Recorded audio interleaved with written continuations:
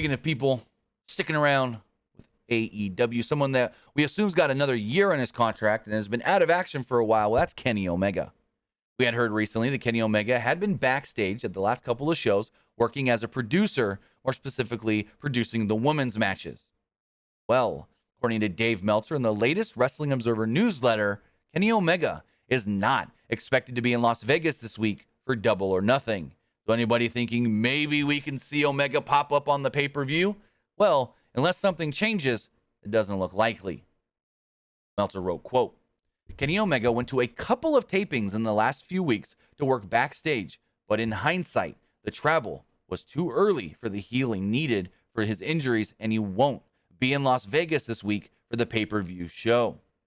So with that, Omega will not be in Vegas. It was also written, quote, Omega did say that the parts of his body that are healthy, he is able to train well and is pushing himself harder every week.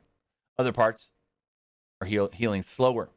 He said he's resigned to the fact that physically he will never once again be 100%, but he is looking at revising some of the physical damage and being able to return to the ring after this time off and fixing up some different injuries with this extended time off as an effective pro wrestler. So with that, Kenny Omega will not be in town this weekend, which means he will not be able to show up on the pay-per-view unless maybe they do like a send-in video thing.